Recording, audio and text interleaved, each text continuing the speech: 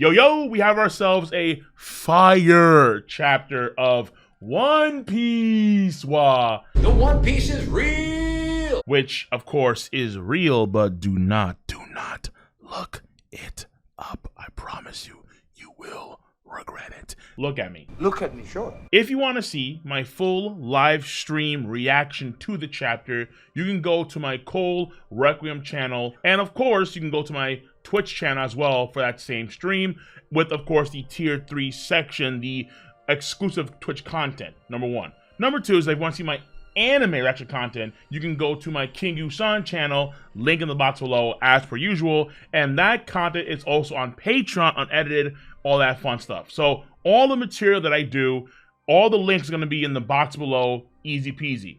Now, for this chapter, there is quite a large amount of material. Yeah, that's pretty true. So if you don't know, you know. We break it down, this chapter, into 3 main parts. Number 1, the pace in the chapter structure. Number 2, the character section and the character components of the chapter. And number 3, the story progression components for this chapter. So there's a lot to get to. Let's dive right into it with, of course, first and foremost, the pacing and the chapter structure.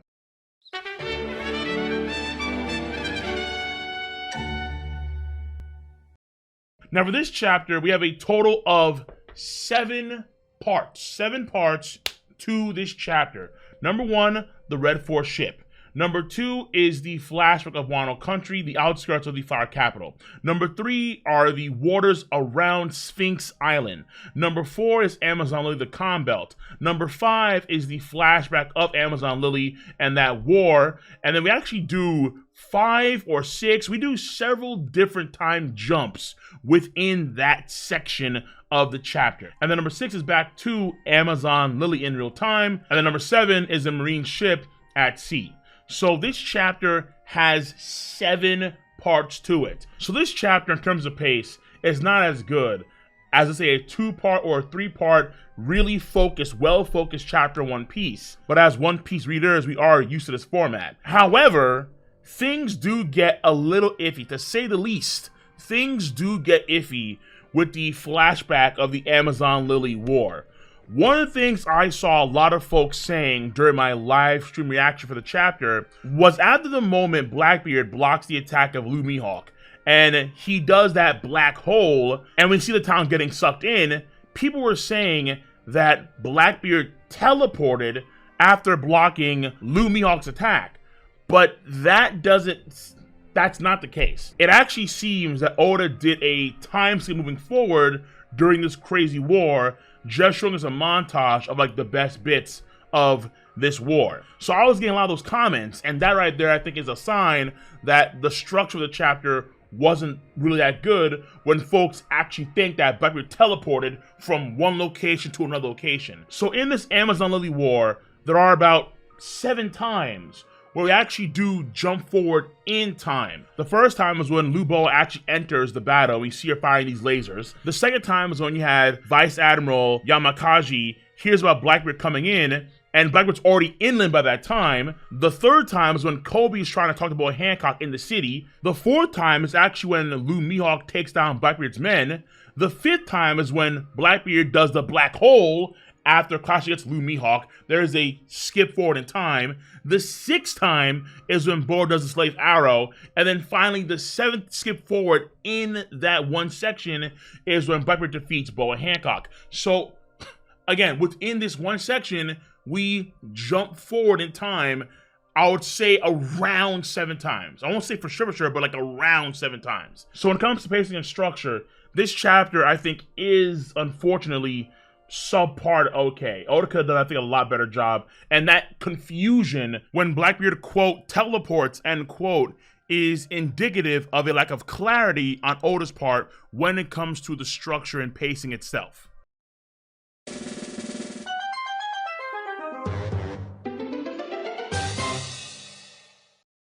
And now the character components of this chapter.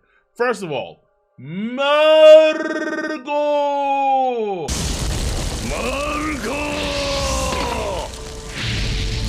Fukucho Marco.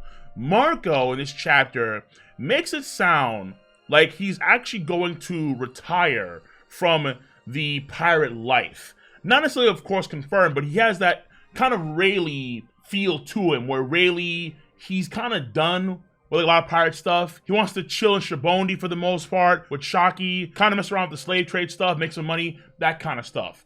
And Marco kind of gives me that vibe. And Marco is 45. He's actually older than Shanks is. And he is a very prominent pirate. So if he wants to retire, kind of keep to himself on Whitebeard's home island, on Sphinx Island, that seems to be Marco's desire moving forward.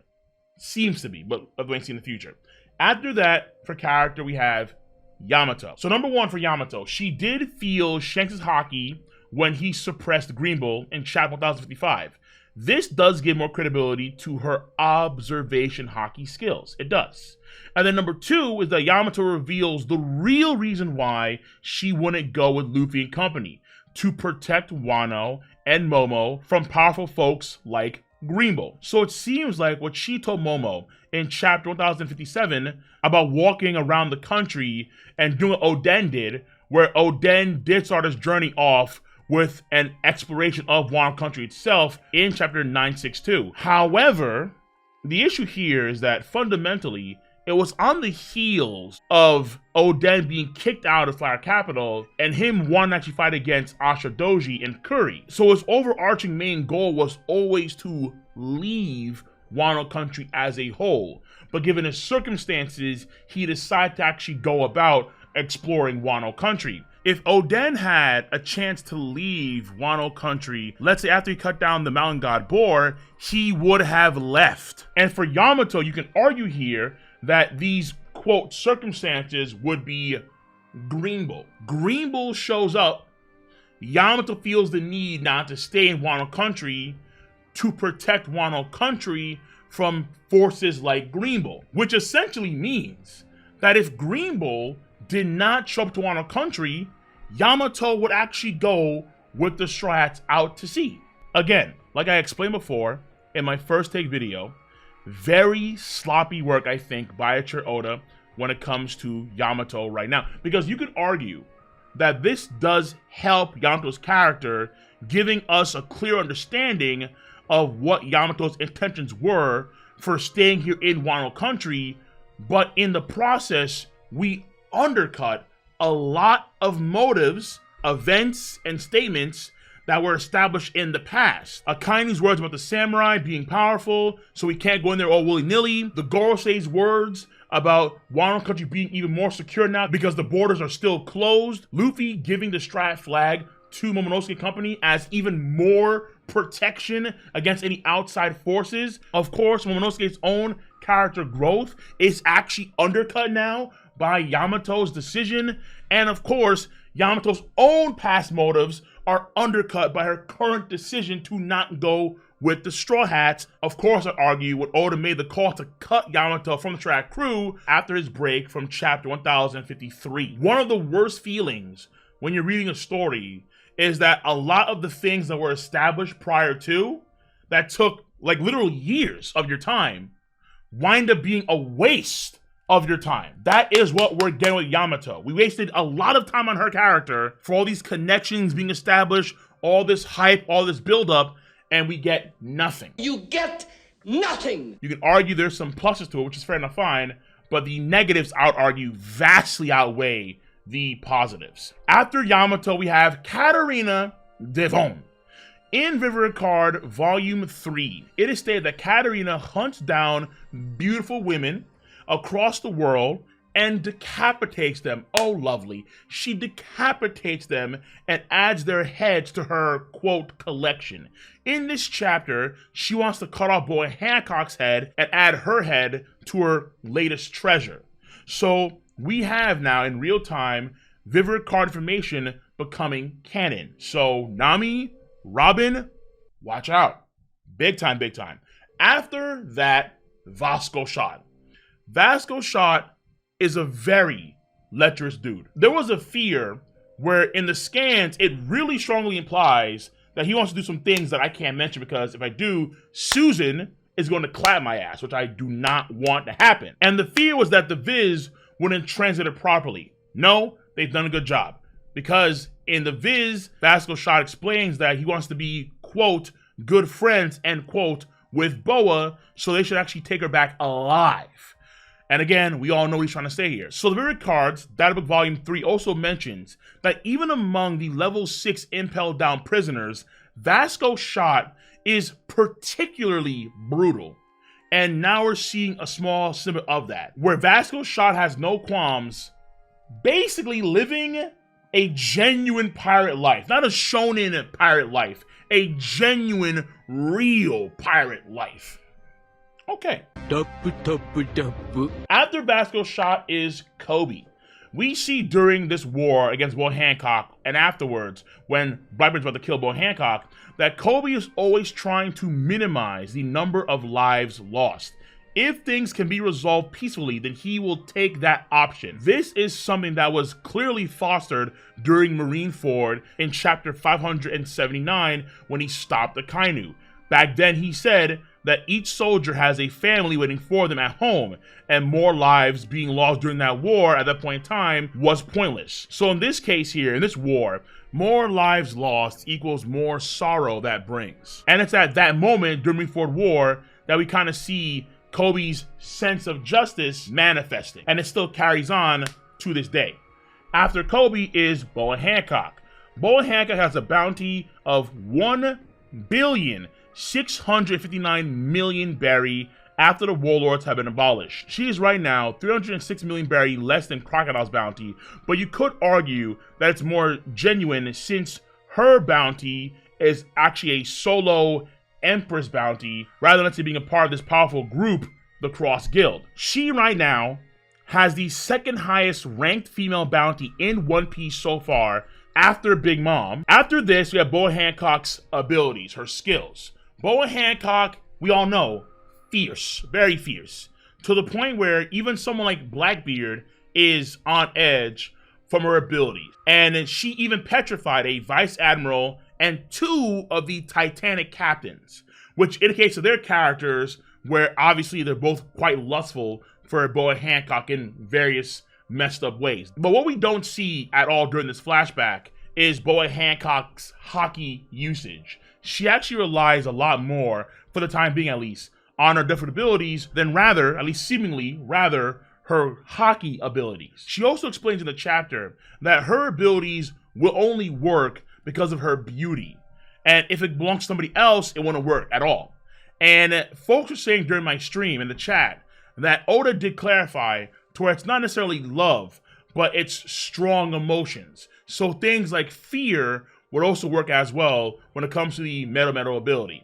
That's what folks were telling me. I couldn't find Oda statements on that, but I do want to kind of throw it out there nonetheless. And then she also explains that if she were to die, her abilities would never be undone, even if someone else were to use the abilities after it's transferred. This could be a bluff, because we have seen someone like Sugar get knocked out. All the folks and creatures that were turned to toys by her, that was undone during Dressrosa. However, the immortality surge that Law can do, given his abilities, the OP no me, in earnest OP, ideally, that immortality surgery wouldn't be undone, let's say if Law passes away. It seems to be a mix and match. It just kind of depends on the Paramecia ability. Paramecia specifically. For example, you could argue here that Big Mom's homies are still going to be around if she dies, or God forbid, if she's already dead, God forbid. But then on the flip side, Diamante can turn things into, like, let's say flags or flutter, but they won't stay that way if Diamante dies. It just depends on what Oda wants to do. Now after Boa Hancock is Blackbeard, Mr. All Day, Every Day, 24/7, 365 is there. Blackbeard has confirmed Ahmet Haki hardening off the rip. So even though he clearly prioritizes his different abilities, he does have Ahmet Haki hardening, which makes a degree of sense here, because during Impel Down, when he fought against Luffy, he did actually sense Luffy's Haki getting stronger, quote, stronger, back then. It only makes sense he has Haki to actually utilize now, 2 years later. Though, of course, I was always cool with him having 0 Haki, but it is what it is. And honestly, it does kind of make it less likely that he has a third Devil Fruit. because he has 2 busted abilities plus hockey. Now on another ability? There are trade-offs here, I think, because his hockey can't be that high, I think, if he has 3 abilities. After this, Blackbeard's bounty has confirmed to be increased. He has gotten a 1,748,400,000 berry bounty increase from chapter 957, the ultimate chapter. Now his bounty is 3,996,000,000 berry. And apparently the 9 and the 6, or I guess the 6 and the 9, Takashi style, apparently that means black in some way. Don't quote me on that, but that's what I heard during the chat. But we have to wonder, how did his bounty increase over the past few weeks to where when he raids Amazon Lily, he's over 1 billion berry more? How'd that happen? It could be the case here where their bounties increase passively over the course of time. Let's say, for example, because Blackbeard is always Dufffoot hunting, they have to prioritize his bounty increases more so than other people, because his crew is always getting stronger by always snatching up more Dufffoot abilities. Something of that sort. After this, Blackbeard is seemingly strong enough to beat Boa Hancock without taking any major damage. That's kind of radical. Of course, we do not know the details as to how things exactly played out, but Boa Hancock, when she's getting choked out by Blackbeard, she literally can't do a single thing. And this is despite her Kuja warriors being the only active warriors at that point in time. So prayers to the anime. So hopefully in the future, they can add material before this moment so we get a better context as to how things played out between Blackbeard, Boa Hancock, and Kobe. After this, Rayleigh comes into the fray, and Rayleigh actually admits that he could not beat Blackbeard given his advancing age, which makes sense. The older guys have said time and time again that they couldn't exert the powers of their youth. Don Chinja said it, Garp has said it, Sengoku, you kind of get the implication, and Rayleigh the same thing too. When I was first reading the chapter, I thought that Rayleigh actually got stronger over the time skip, because if Blackbeard was genuinely afraid of a current old man Rayleigh, it is counterintuitive to what was established before in the pre-time skip, where Rayleigh had a tough time fighting against Kizaru, and at Marineford, before Shanks arrives, Blackbeard's ready to fight against everybody, like everyone there. That includes the admirals too, like bring it on. However, Rayleigh did mention that he was rusty as hell when he fought against Kizaru.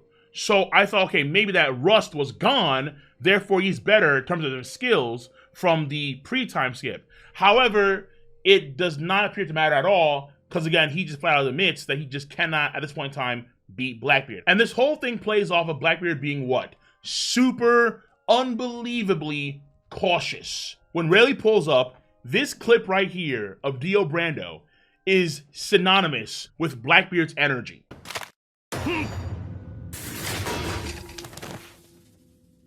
Unbelievably cautious. Just on his toes, twinkle toes, for a man that rotund. And then finally for Blackbeard, one last thing here. Blackbeard is pretty cold-hearted. Duh.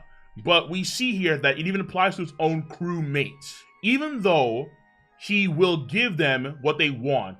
Let's say Vasco Shaw gets to do what he wants to do. And then Carrie Devon, she does what she wants to do. When he had the choice to kill Boa Hancock or spare her life, he would have killed her, even though Vasco shot and Katarina would have stayed statues as a result of her death. So it is the polar opposite from Luffy, who we've seen go through great lengths of his crewmates like Robin or Sanji when they are in dire situations. So that is the Blackbeard sexual character after Blackbeard's going to be Mayo Rayleigh. Very briefly, Mayo Rayleigh, the moment he arrives on Amazon Lily, we see black lightning effects on him. We don't see where exactly, but of course this could be a sign of Conqueror's Haki infusion. So that is Rayleigh, and then finally for character, Shaki. Shaki, or Shakuyaku, is confirmed to be a former empress of Amazon Lily 2 generations ago from Boa Hancock. And Shaki being such a prominent empress in the past, pirate in the past, we now know why Garp was chasing her decades ago, as she mentions in chapter 498. And this actually just adds some weight to a theory that some folks have, where some folks argue that when Garp mentions two legends back during the Shaboni Archipelago arc, a lot of folks believe that he meant Rayleigh and Shocky, not Rayleigh and Whitebeard, when it came to the Marines' preparations for battle. However, I think it's still extraordinarily likely that they were talking about Whitebeard and Rayleigh, not Shocky and Rayleigh. But that theory does gain a little more ground given this new evidence. And then finally, because she's a former citizen and a former empress of Amazon Lily, that means she has what? Haki. Conquerors, not too sure, but at least armament and observation Haki. Yes, it does.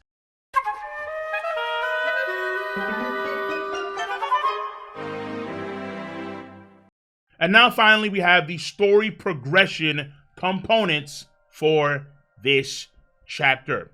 Number 1, Katakuri and Oven get fooled by Caesar Clown's hallucinogenic gas. Germa escapes for the time being. Because again, Cracker should know what's going on, because Brule told Cracker that Ichiji and Reiju were coming. But I do have to wonder, Caesar Clown had this ability to make gas, not farts, but actually make gas that can literally make you trip. Illusions like Aizen, hallucinate, full bore. Really? Crazy. Caesar Clown has such a good ability, but his usage is so booty. It's so booty, yo. Either way, Caesar Clown, impressive, able to fool Katakuri and Oven. Particularly Katakuri, who has very good observation Haki. After this is Marco. He was on the Red Force ship, and he returns back to Sphinx Island. Therefore, it is very unlikely. It is very unlikely that the Strats are going to go to Sphinx Island, because obviously it seems very, very redundant. We see Marco on Wano Country. All right, dude, see you later. Oh, wait, hold on, guy. We're coming to where you live. Anyway, what? It's like seeing an old friend, meeting them for a period of time, and then they leave, let's say cross state, and then you follow them to their place. That's weird. So it seems very unlikely that we're actually going to go to Sphinx Island. But it is nice seeing Luffy say thanks to Marco for all he's done during the Wano Country arc and also for Marineford. That was pretty cool, without a doubt. After Marco is Yamato, which of course, Yamato reveals the truth, which I know some folks may like, but personally I think it's a sloppy work. Like Nickelodeon green goo kind of sloppy. After that, we have Blackbeard. Blackbeard was a part of the War in Amazon Lily. That is confirmed. And the aim that he mentioned in chapter 956 was Boa's Dufford ability. This implies, because he said back then, that the Marines were also going to get it. So this implies that the Navy were also going to take Boa's Dufford powers as well.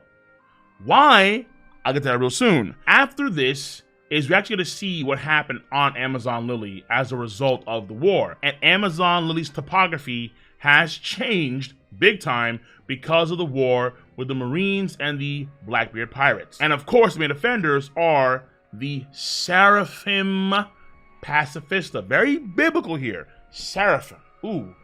Lunarian child soldiers. That's what they are, okay? Hence, Lunarian child soldiers, each one so far looking like a former warlord. I call them so far Lu Mihawk and Lu Boa. I know some folks want to say PX Mihawk and PX Boa. PX doesn't roll off the tongue. Lu Boa does. Lu Boa is outfitted with tech like a pacifista, and Lu Mihawk has potentially a replica of Mihawk's sword Yoru. Just like that old school One Piece filler with the human mandrill who imitates Mihawk, where he has a replica of Yoru. So even though the handle of the cross is a bit different than Mihawk's sword, Lu Mihawk could have a replica of Mihawk's sword, Yoru. However, Lu Mihawk has Mihawk's eyes, but Lu Boa does not. Lu Boa has stars on her eyes, like she's Rekka from Fire Force. Why? That one's very interesting. It's a safe bet, I think, that Lu Boa doesn't have the actual Boa different abilities, the middle ability. But given Blackbeard's words, it would imply that the Navy were aiming for those abilities, either through taking her blood, because Vegapunk could take Kaido's blood, and actually create a fruit with that same ability, like almost damn near. It's not a blue dragon, it's a pink dragon, okay, fine. And it has dots rather than swirls, whatever. It's like the exact same power. But then, maybe even try to kill Boa Hancock, because Blackbeard seemingly would kill Boa Hancock to take her ability. So you have to wonder. The Navy, they have Boa Hancock in prison. It's time, we kill her. The soul of the fruit goes into the fruit, and then Luboa eats that ability. And then her eyes change from stars to actual Boa Hancock eyes. Now, in terms of actual skills, Lu Mihawk is powerful enough to actually slice through the giant mountain of Amazon Lily, which did house the main city of it, and both Luboa and Lu Mihawk are stated to not take a single scratch at the end of the chapter. Of course, that is thanks to the Lunarian body, able to regenerate and to adapt to any environment. And we haven't seen them use the Imperial Fire yet. The star on Luboa's eyes could mean that she can actually utilize Imperial Fire, but for some reason, Lu Mihawk can't do that. Again, there are so many options here, which is why later this week, I'm going to have a theory video talking about the Seraphim, because the Seraphims, I think, open the gateway for so many different things. However, I do not think the Seraphim soldiers are what Fujitora was talking about when it came to SSG in chapter 905. No. I think Fujitora was talking about something else entirely. I will, again, save that for that video. Be on the lookout. Be on the lookout. After this, we have Wang Ji. Dynasty Wars character. Blackbeard mentions Wang Ji, who is someone of note in the former Rocks Pirates. And he apparently wasn't dead in the pre-time skip.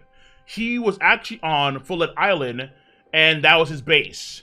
And because of Kobe, probably Law as well, Blackbeard was able to quote Toppa and quote Wang Ji.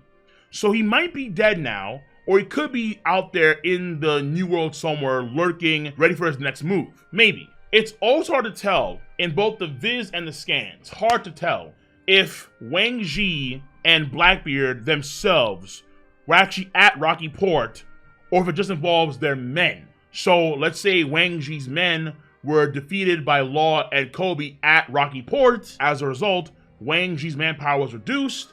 Therefore, in comes Blackbeard. I'm sorry. Wang Ji, get off this island. It's not my territory. This whole incident in Rocky Port is so mysterious.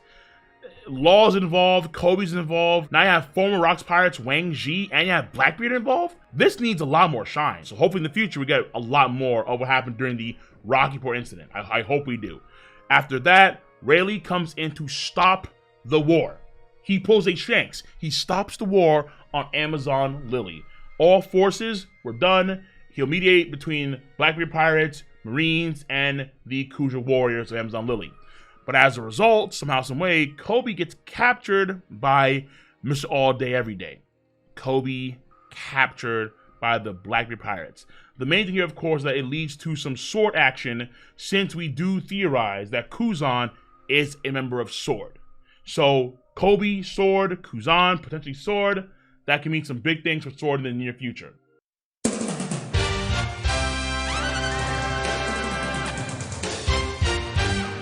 So, final thoughts. This chapter has a lot going for it when it comes to the story progression and the character components, without a doubt. The worst part of the chapter, I think, is easily the pacing. The pacing, I think, needed some work. For damn sure, the pacing needed some work. But outside of that, it's a good damn chapter. Obviously, the Yamato bit, however, the Seraphim, SSG related material, and they're Lunarians. Why are they child specifically and not adults? 1, 2, Boa Hancock? Honestly, you couldn't tell to the earrings, but Boa Hancock, Lunarian? Mihawk, Lunarian?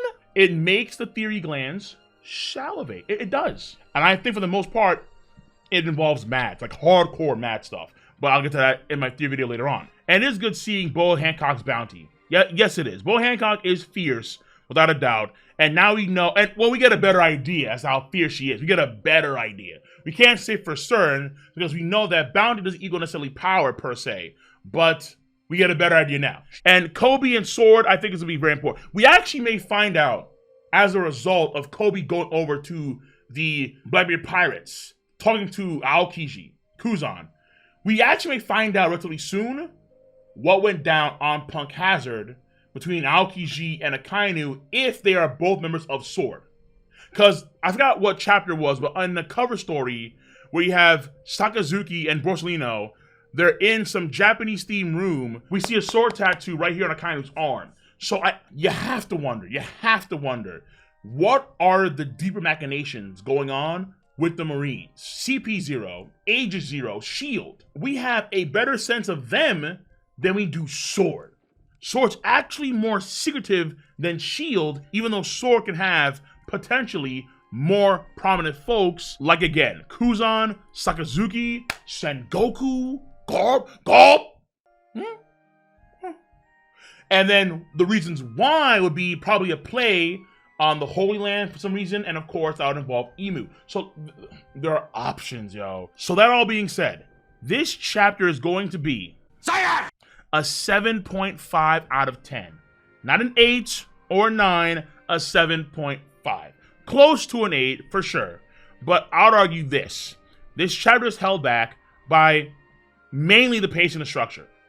There was definite confusion during the stream as to what was going on, without a doubt. And I can understand why. The pace and the structure, as of late, ever since, let's say, honestly, ever since 1053, the chapter where Oda took his break, ever since then, the pace and the structure of the content of One Piece has been iffy. At times, it's good, but at other times, it's funky. Skip, we cut, we just blitz. So even though I do like the character section, though there's not that much, let's say, development per se, and even though there's some good story stuff, without a doubt, the pacing does hold it back. It would be higher if the pace was a bit better, like much higher, like an 8.5. But unfortunately, though still good without a doubt, a 7.5 out of 10.